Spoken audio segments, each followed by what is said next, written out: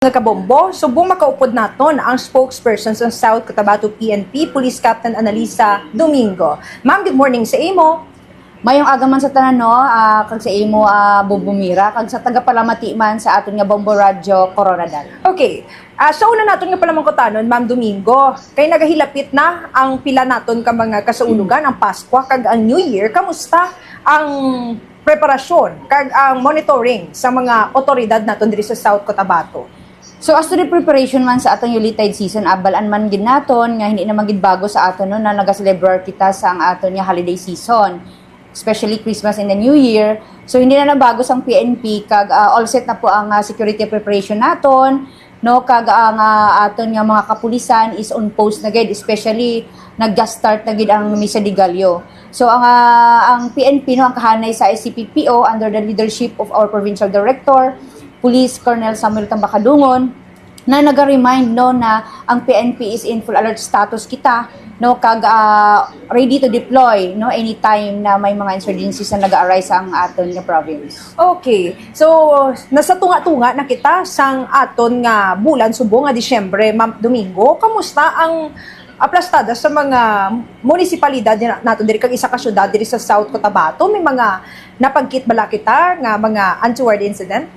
So as of now, bubumira no, mahamal gid naton nga generally peaceful ang South Cotabato. Kag may mga insidente pero manageable naman no sa aton nga mga kapulisan, especially in the respective municipal police stations.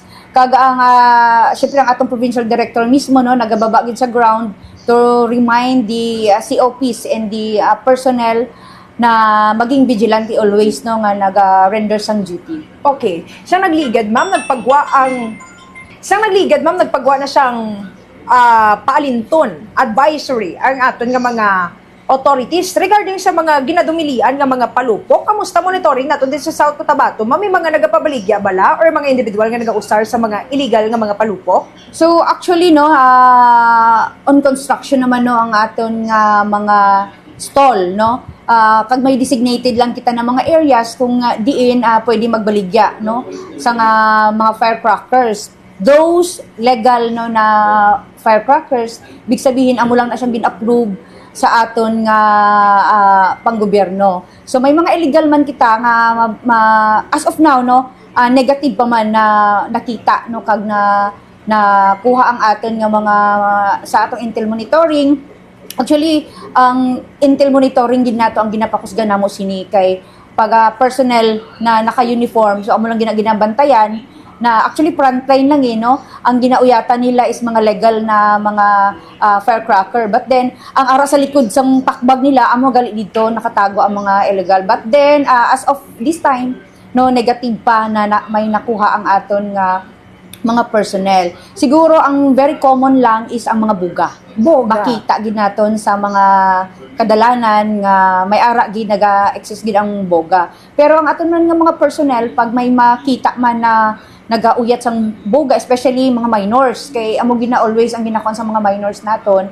So as part of the action taken, gina-confiscate gid nato na ang boga kag syempre gina-call nato ng attention sang parents para ma-remind kag mahatagan man sang advice na delikado gid man ang paggamit sang boga. Okay, mga sa tiin particular estimated din mga lugar diri sa South Cotabato ang damo na kung piskal subong nga boga. So actually apan sa ano naman nato no, based on experience since naging na-assign ako sa Coronadal City Police Station. Actually, ara sa mga mga surudlon nga mga barangays. May ara man diri sa poblasyon sa Jensen Drive pero hindi man gid kaayo. So mostly dito gid na siya sa mga surudlon nga mga barangay. So not to mention na lang sang barangay. Basta ara na siya sa surudlon sang barangay. Pero as of this time medyo ako konti pa naman no ang nakuha naton nga mga boga na nako-confiscate. Na ang aton nga simbang gabi and Misa de Gallo, ang aton nga mga misa antes ang Pasko kag subong ang ikaduha nga adlaw. Kamusta ang aton nga monitoring pagbantay naton sa mga simbahan? So sa monitoring naman peaceful no na zero incident kita. no, significant incident kita as of this time, and hoping na matapos ang aton nga Visa de Gallo na mapadayon nato na negative, no, na wala gid man na untoward incident ka matabo. Kagabalaan naman naton ang kapulisan naton, hindi man lang nagafocus sa simbahan, no, may mga deployed sa simbahan, may ara man kita deployed sa mga places of convergence, no, like mostly ang aton nga ang mga tao is nagapauli, no, sa ilahang mga respective nga mga provinces kung diin man sila nakapuyo. So that's why nag-establish kita sa police assistance desk, ara gid na siya sa mga public terminals kag sa public market, especially nagapamalit na ang mga tao sa pang Noche Buena. So busy na gid man ang aton nga public market and public terminals. And some areas man nga within the Jensen Drive, no, makita nato ng kapulisan nga nagakandak sang police presence. Okay. So, taga-anta ka sang Ligwa, Ma'am Domingo. Ano po yung panawagan natin sa mga kabombo natin na nakikinig sa Luzon, Visayas at Mindanao? Mga karagdagang mga reminders rin natin sa mga kabombo natin during Yuletide season. Go ahead po. So, ang South Cotabato Police Provincial Office under Police Colonel Samuel Tambacadungo, no, nagapanawag gid sa mga katauhan, especially ang mga South Cotabateños, nga nagahangyo lang kami na sulundon lang naton kung ano man ang gina-implement sa ating gobyerno, especially ang relative to peace in order.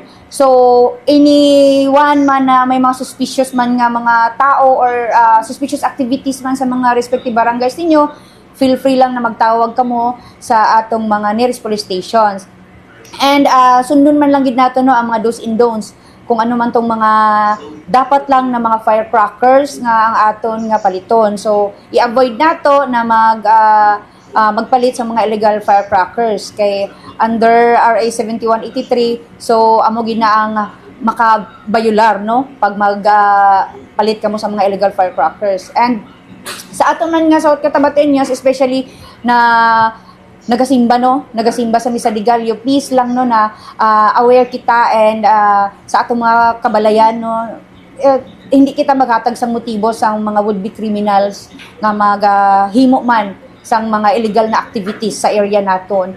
Kag sundon lang naton ang mga road safety tips para ma-avoid naton ang vehicular accidents sa aton nga province. And ang PNP po, no, always there, kag willing to assist any time of the day, no. Tawag lang kamo sa aton nga mga hotlines, and please visit our Facebook page. So feel free lang po na mag-message doon para sa immediate response. Okay. South Cotabato Police Provincial Office, no, panamyaw kag naga-greet sa inyo sang advance Merry Christmas and Happy New Year. Pagbuligan naton kag magkooperar lang kita para ma-ensure naton ang security and safety with the whole duration sa aton Yuletide season. Damo nga salamat.